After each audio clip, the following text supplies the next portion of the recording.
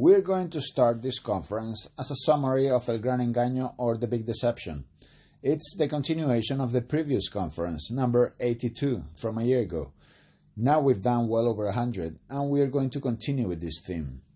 It might seem that we are not really interested, but in reality it's transcendental for all of us. We have called it From Pope to Pope. And as you can see from these images, it pretty much sums up what we're going to talk about. The dark truth about the Jesuits and their objective. As you know, the new Pope is a Jesuit. Well, we're going to expose who the Jesuits really are. We're talking before Benedict XVI resignation, just to get into perspective. Chinese welcome the Year of the Serpent, which vaticinates knowledge and prudence. You might wonder, what does this have to do with it? Well, this Year of the Serpent is the one they've been waiting for, because they believe they can change the course of history. That's what Chinese hope for. The Oriental traditions from which we are receiving a lot of influence and are so accepted in Western world nowadays. Well, this year there are Chinese people that are speaking out about something rather interesting. Within their omens for this year, some said it will be a good year for businesses, distribution, and politic matters, since the only reptilian in the Chinese calendar symbolizes good fortune and wisdom. This is what the serpent is to them. The Year of the Serpent is ideal to get rid of old habits and thoughts. Some said about the next changing government. It is the year to reinvent ourselves. Serpents shed their skin, and humans can also do it, he added. Notice we are talking about China, but this is exactly what happened in the Vatican. They have also reinvented. They have shed their skin with the new Pope. Let's analyze it.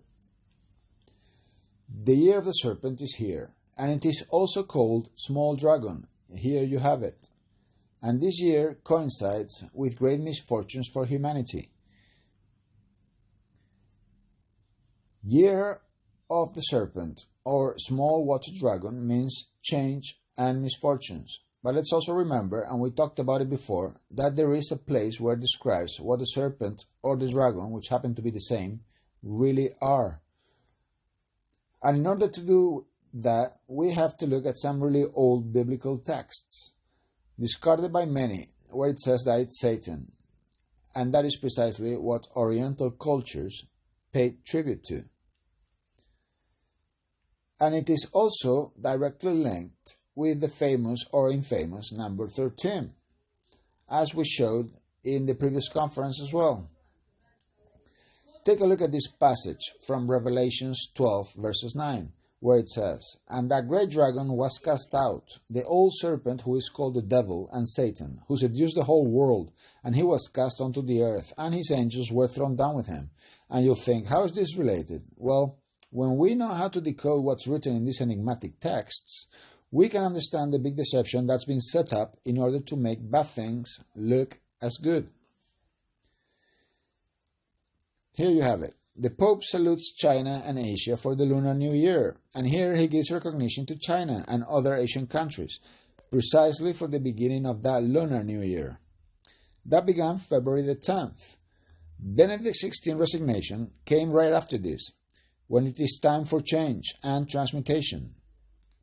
He said he resigned because of poor health, but we proved in the conferences that that was not the real reason.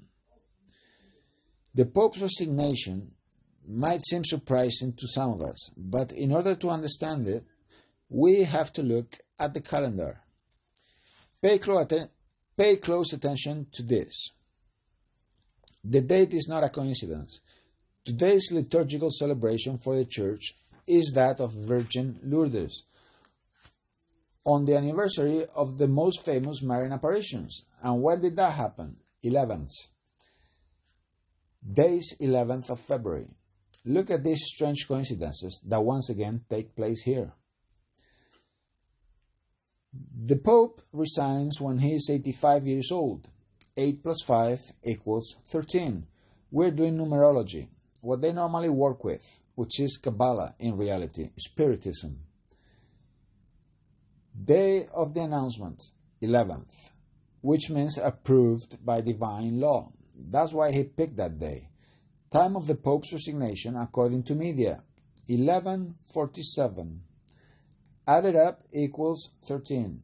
Day and month of the announcement, 11:02, which also equals 13. Day of the announcement coincides with Virgin Lourdes Day, 11th of February, again equals 13. And by the way, who appears there is not the Virgin of Lourdes, and we've demonstrated. Day, month, and year of the announcement, 11/02/2013. Added equals 10. 10 means plenitude. 1 plus 0, which equals God. Resignation date, 28/02/2013. If we add it up, equals 18, which is 3 times 6, which means devil's number. And it is also the year of the serpent, or small water dragon, which means change and despair, Satan, number 13. All these so-called coincidences don't happen by chance. Was there a bad omen or sign? Look at this mysterious lightning striking the Vatican. When? When the Pope resigned. This lightning manifested with a massive roar right over St. Peter's Basilica. Here we have a close-up. But look at this text from Luke 10:18, a biblical text. He told them, I saw Satan fall like lightning from heaven. Precisely where? On the Vatican. Pope Francisco's election. George Mario Bergoglio, new Pope under the name Francisco. Pay attention to the date, 13/03/2013. Here we have it. If we add it up, equals 13. And it also was on the 13th. 13 means death and resurrection, total change, transformations. 12 plus 1, Messiah. For occultism and Satanism, 13 equals Lucifer or Satan. Were these numbers coincidences? Let's look back at this extract from conference number 3 of El Gran Engaño, back in 2006, where there was a pontificate change from John Paul II to Benedict XVI. We recorded it as it happened, and there were all these coincidences, which all added 13, because they had to be coincidences, right? There were even a few more Kabbalistic numbers. Pay close attention. The Pope's election hasn't been decided yet, they said. And in that key moment, they had to vote exactly 33 times, till finally the new Pope was elected. 11 means approved by divine law. 3 means the Trinity. 11 plus 11 plus 11 equals 33. Approved 3 times by divine law, by the Trinity. But be careful, not the Christian Trinity that we know, but the pagan Trinity instead. We must differentiate this, and we explained it in detail in our conferences. Here we have the new Pope, as he appeared on the balcony. Can you remember? It was very interesting because the light at St. Peter Basilica turned on, but they didn't come out. We were looking at the clock, and precisely at 20 hours and 23 minutes they appeared on the balcony. Not a minute earlier or later. 20:23. It is also 8:23. And if we add up the numbers, as you can see, equals 13. But let's move on. Here we have something very meaningful. Here we go. The Argentinian Jesuit Jorge Mario Bergoglio is the new Pope, named Francisco. He is the first Latino and also the first Jesuit in Vatican's history to become Pope.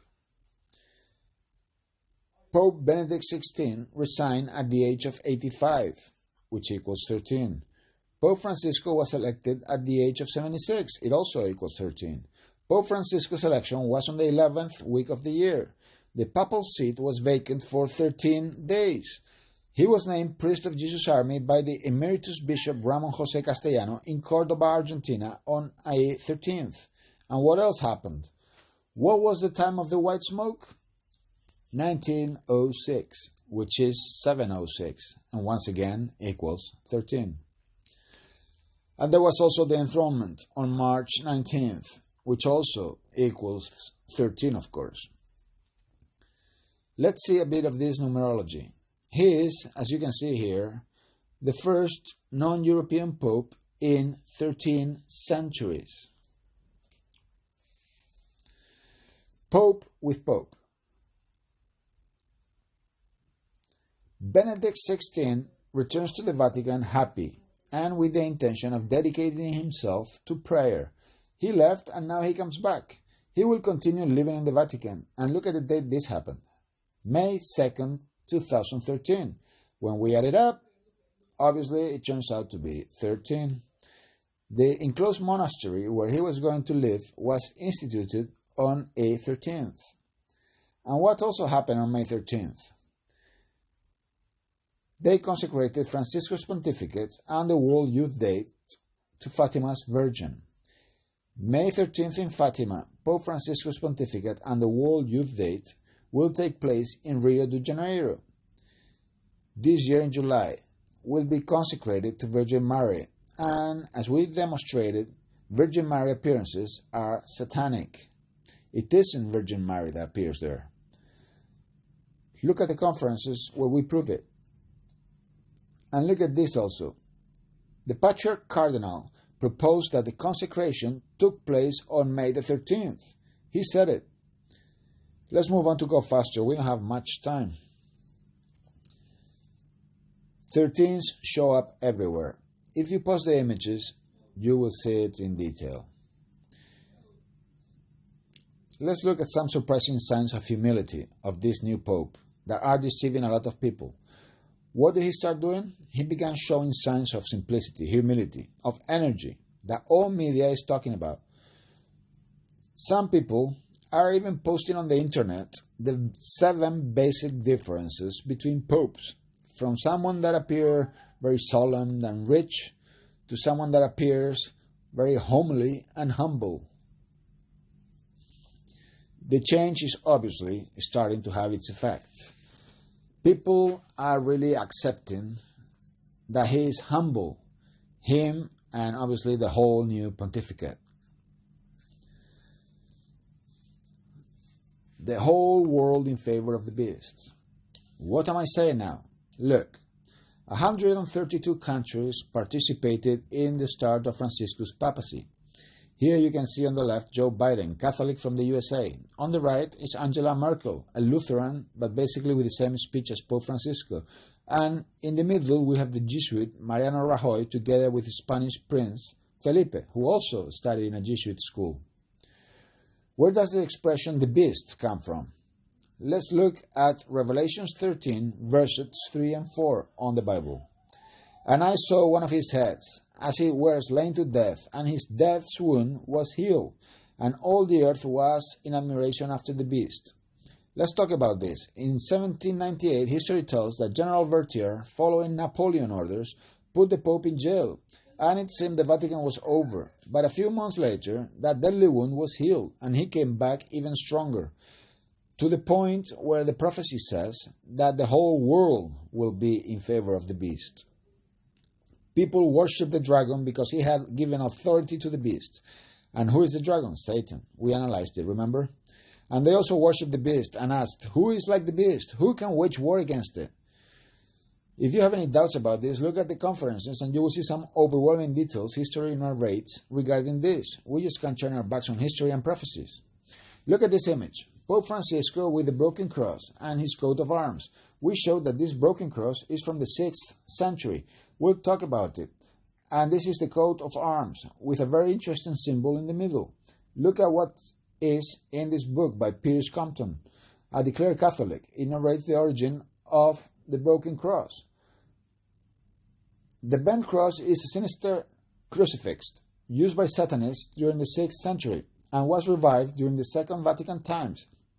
This is a bent or broken cross, where there is a distorted and repulsive image of Christ that sorcerers and black magic practitioners used during the Middle Ages. It represents the biblical term mark of the beast. Not only Paul VI, but also his successors held this object to be reverenced by the multitudes. Who did they really worship? God? No, Satan. The Jesuits. Let's look now at a bit of history. The Jesuits were expelled from many nations. Did you know this? This isn't normally taught in schools, and don't give us the reasons either. Why could that be? Were they so good that nobody wanted them? You can do a bit of research. It is well documented. You'll see they were expelled from many countries, even from Spain. But this has obviously an explanation. In Spain, members of the Society of Jesus, the Jesuits, became illegal as a consequence of the application of Article 26 of the Constitution during the Second Republic from 1931. Pay close attention to that year. The reason was the fourth vow of obedience to the Pope. We'll analyze what that vow of obedience is. They were expelled in 1931, and what took place in Spain shortly after? Do you remember? The Spanish Civil War. What has happened in every country after the Jesuits were expelled? A war. And immediately after, they returned to those countries. The same thing happened even in Korea.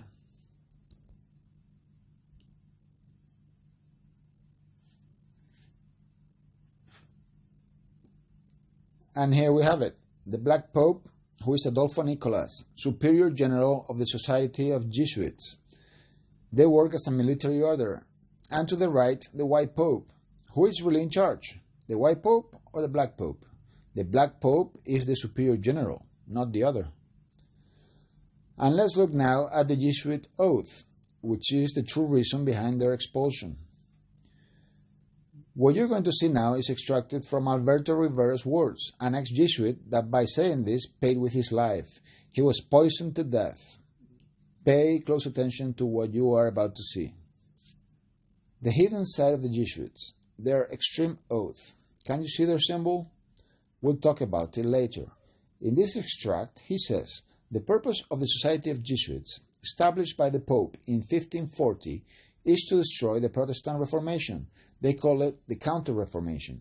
Niccolini of Rome wrote, the Jesuits, by the true essence of their institution, are bounded to search through any means, good or bad, the destruction of Protestantism. This is the very essence of their existence, what they must accomplish or cease from being Jesuits. And this was published in 1894.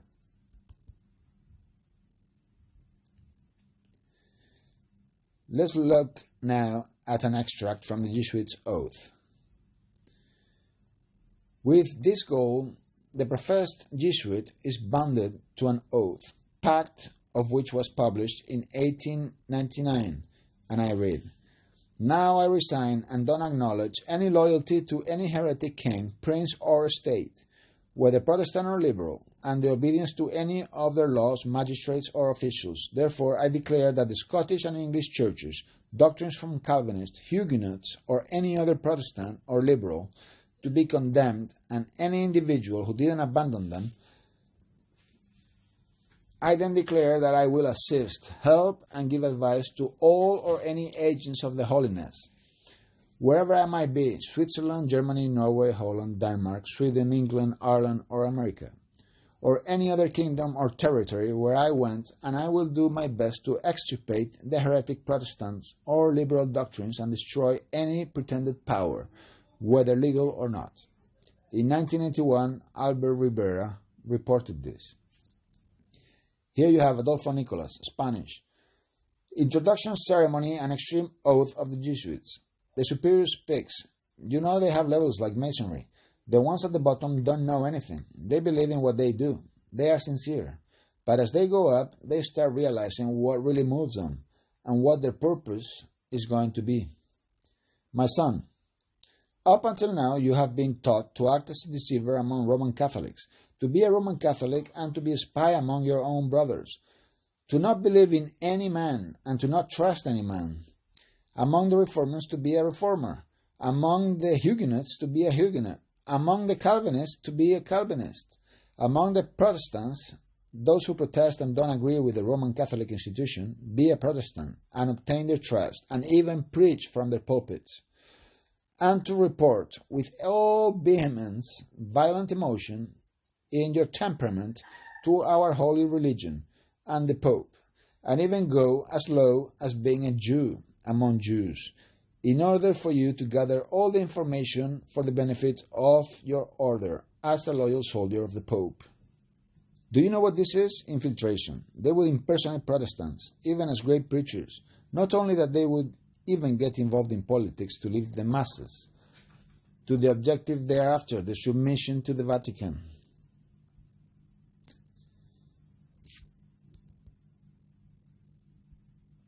And he keeps talking about all they would do, and honestly, it's breathtaking, because they even say that if killing is convenient, they would kill.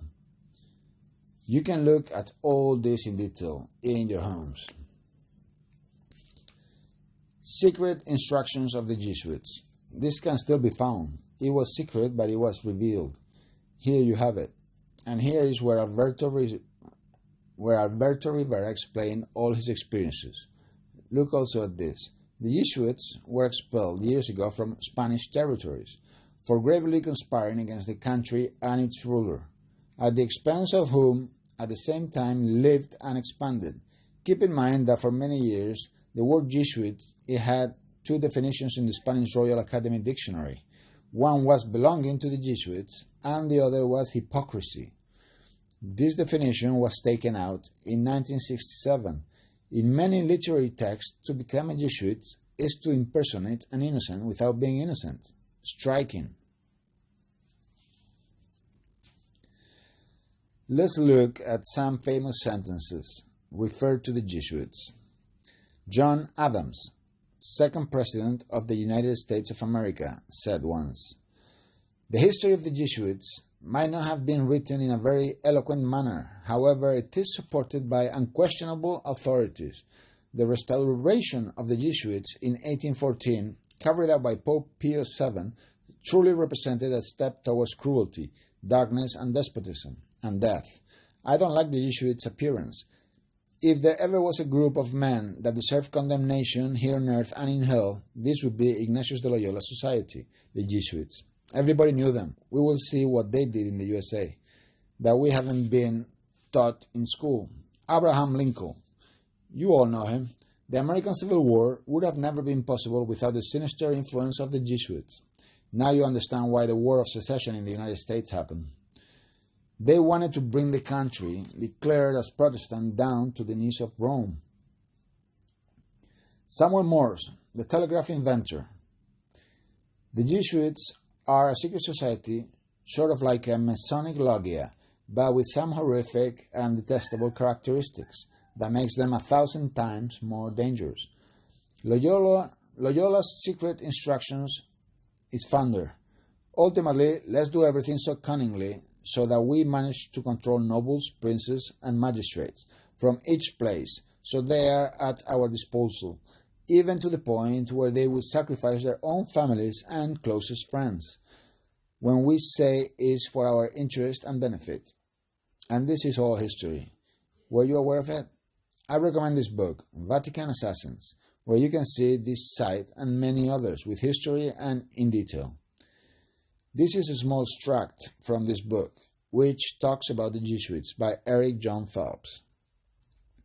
The Jesuits, now suppressed by the Pope, back in 1776 were allies with Frederick the Great from Prussia and Catherine from Russia. The Jesuit general was in control of the Scottish Rite from Masonry, now looking for an alliance with the Rothschild Masonic Lodge in England, of whom we have talked in the conferences. In order to achieve this, the Jesuit general picked a Jesuit who was a Jew by race, Adam Weishaupt. Weishaupt was a brilliant instructor of canonical law, the Malignant Council of Trent, in a Jesuit university in Bavaria, where Angela Merkel is from. Someone from the Ingolstadt Jesuit school claims to be initiated in a sect known as the Bavarian Illuminati, founded by Adam Weishaupt, its nominal founder. However, he seems to have had a subordinate role, although conspicuous, in the organization of this sect. And what happened the 1st of May in 1776? The Illuminati were founded. And we could even find more things until we get to some sentences by Napoleon. They were used by themselves. The Jesuits are a military order, not a religious order. Its boss is an army general, not a mere father abbot from a monastery. And their objective of this organization is power. Power in its most despotic version, absolute power, universal power, power to control the whole world by just one man's will. Jesuitism is the most absolute despotism and the biggest and most enormous of the abuses. The Jesuit general insists in being the master over the sovereigns. Wherever the Jesuits are admitted, they will become masters, whatever it costs. Its society is dictatorial by nature. Therefore, it is the irreconcilable enemy of any constructed authority. Each act or crime, although atrocious, it is a meritorious deed when committed by the Jesuit general interests or by order of the general. And all this is history. There are more famous phrases, and we could continue a lot longer. Another book I strongly recommend, The Secret Terrorists by Bill Hughes, where you will even see who was behind the Titanic's sinking. Unbelievable, right? And another incredible book that shouldn't be missing from any library, Conflict of the Ages, written by Ellen G. White, who lived from 1827 to 1915. The book was written in 1888. Look at what she wrote, well documented, about the Jesuits. After the first Reform triumphs, Rome gathered new strength with the hope of destroying it. As you know, the Protestant Reform was against the power of the Vatican. It was then when the Jesuits were born, and they were going to be the most cruel, the least scrupulous, and most formidable of all papacy champions. Free from any earthly bond or any human interest, insensitive to the voice of natural affection, deaf to the arguments of reason and the voice of consciousness, its members wouldn't obey any laws except the ones from their order, and their only worry was to extend their mightiness.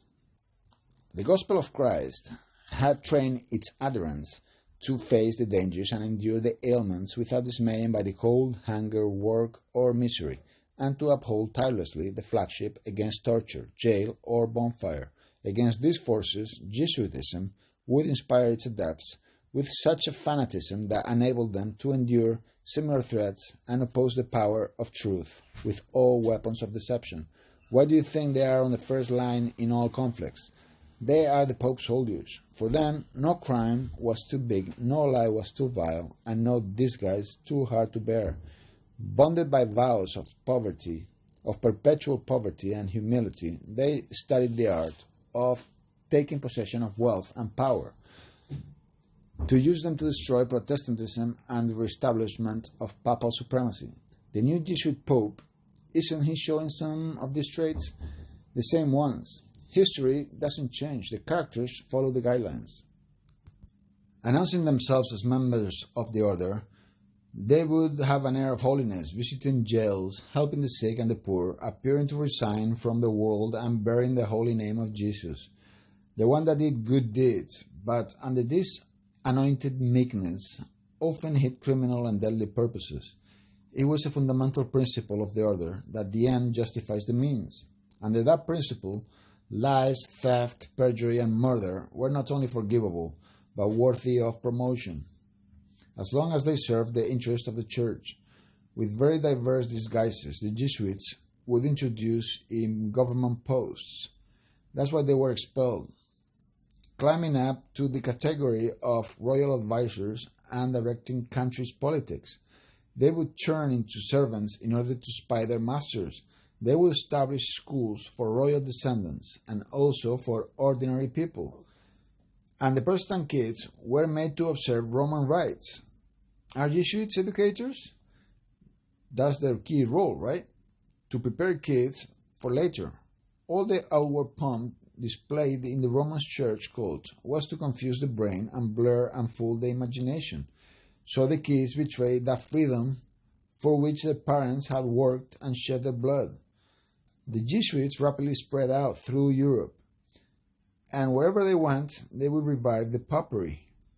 To grant them with more power, a bull was issued that reestablished the Inquisition.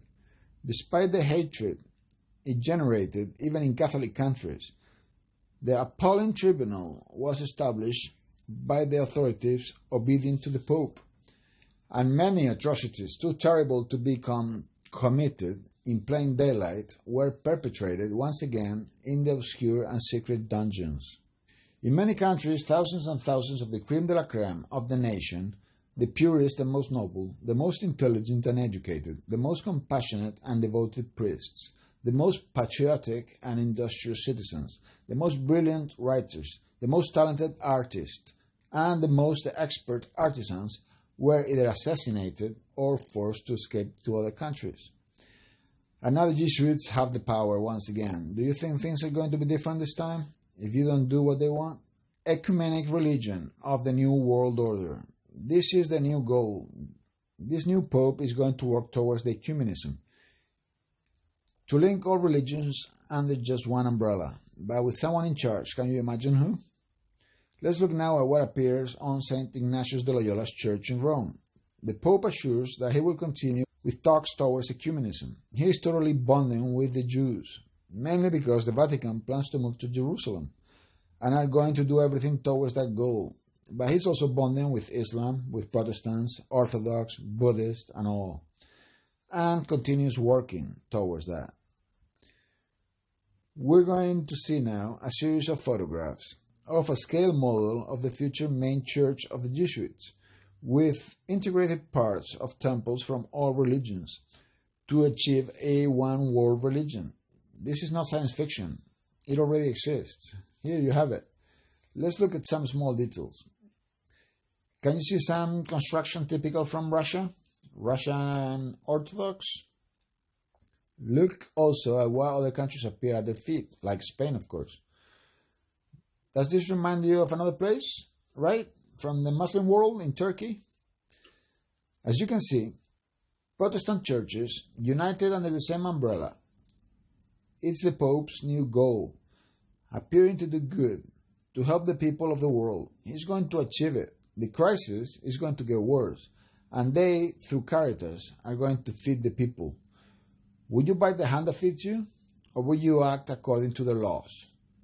That's what they are aiming for. Oh, look, what a surprise. Reiki's origin. Where does it came from? In this book, Reiki's origin is very well documented. From Japan, yes, but from whom? The Jesuits. They work directly with Spiritism, making it look as cosmic energies that penetrate us and we give to others. In reality, it's Spiritism. It's Satanism. And there are many people that truly believe in it without knowing what they are really doing. Well, this is its origin, in reality by Jesuits. If you want more information, look at all our conferences called Dimensional Doors, where you will see how many different disciplines are being used to lead people to all this through the New Era movement, and we aren't even aware of it. I know people don't want to hear this, but it must be said. And let's finish with something really interesting. Guess whose church and St. Ignatius de Loyola? This is the church that is in Rome. The headquarters belong to the Jesuits. And look at the great kindness in which Ignatius de Loyola is portrayed here. Here you have it. This is at the entrance, an extended hand with a mystic head looking up. But what is he stepping on? The floor? With one foot he is, but with the other, he's stepping on a Protestant's head. And then they talk about spiritual exercises to grow and get closer to God. This is the world leader who the Pope obeys to and who is going to prepare a great party for all. And if you don't watch the conferences, you are going to fall into it. And this is his badge, IHS. And look at what's inside the sculpture, where we can see religion flogging heresy, the poor Protestants, flogging them. Different form of kindness, right? And the horror faces while being flogged, you know? History is going to repeat itself.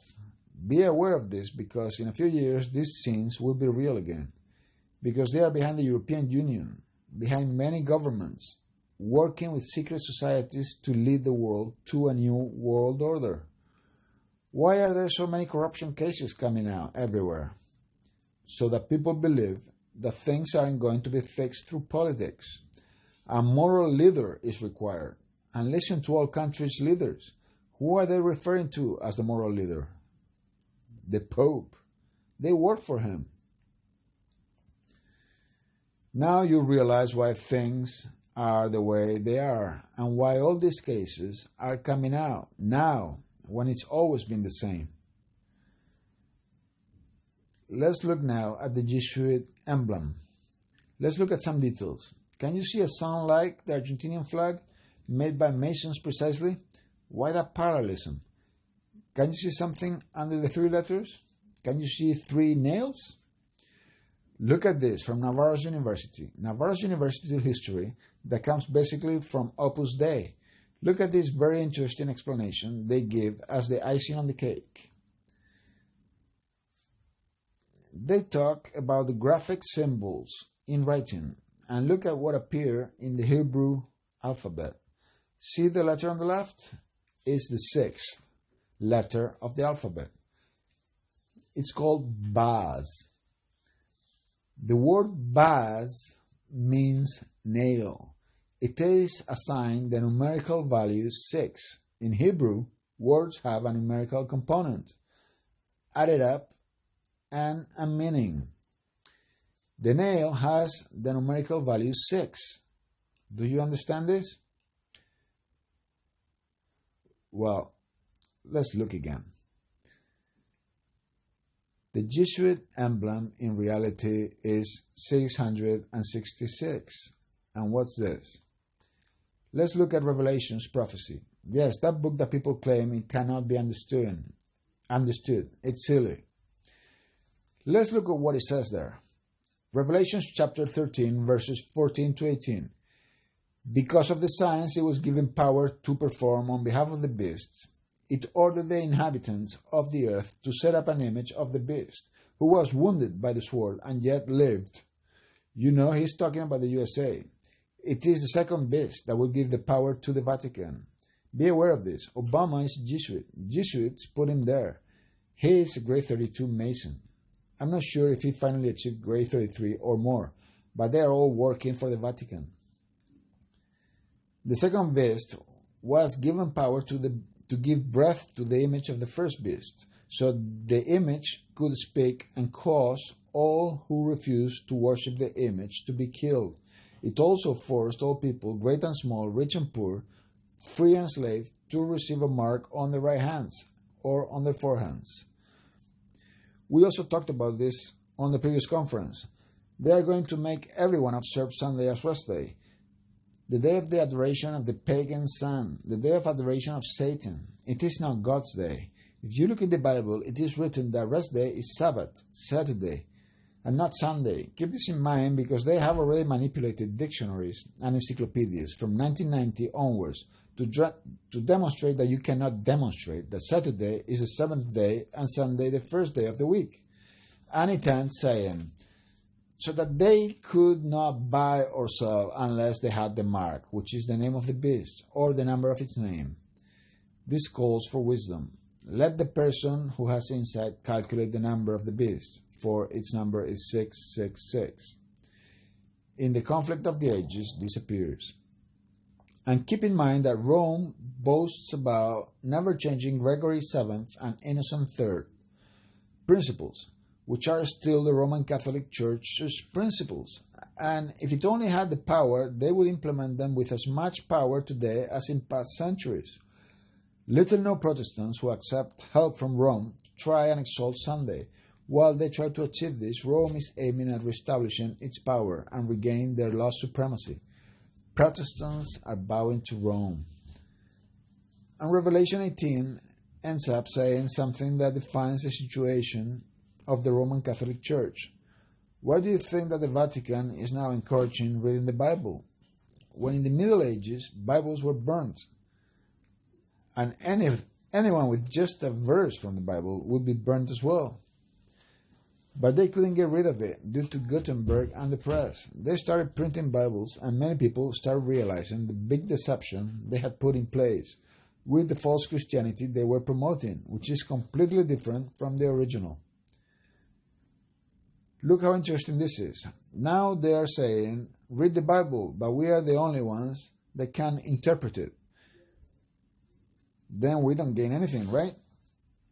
After this, I saw another angel coming down from heaven. He had great authority, and the earth was illuminated by his splendor. It is talking about a message that was going to be given to the world before this happened. With a mighty voice, he shouted, "Fallen! Fallen is Babylon the Great. She has become a dwelling for demons, and a haunt for every impure spirit, a haunt for every unclean bird." When this text was written, Babylon no longer existed. It had disappeared centuries before. Who was he referring to? For all the nations have drunk the maddening wine for her adulteries. The kings of the earth committed adultery with her, and the merchants of the earth grew rich from her excessive luxuries. As you know, this is exactly what Rome is. They are behind all commercial transactions, working with masonry and creating great monopolies, and are in charge of the world's oil. Believe me, I have very influential contacts who claim that they are the ones who decide who can control the oil, and they seem to be totally unrelated, right? Then I heard another voice from heaven say, "Come out of her, my people, so that you will not share in her sins, so that you will not receive any of its plagues. For her sins are piled up to heaven, and God has remembered her crimes." Then there will be justice. They are reaching the limit. And it warns that when people find out about all this, to look further. You know, we have to be very sincere, because we might have believed for years some ideas that are wrong. And in order to acknowledge this and realize there is another way, a lot of bravery is needed. All the information about everything I tried condensing today, with all proofs, you can find them on this website, where you will find all the Great Deception conferences. We're going to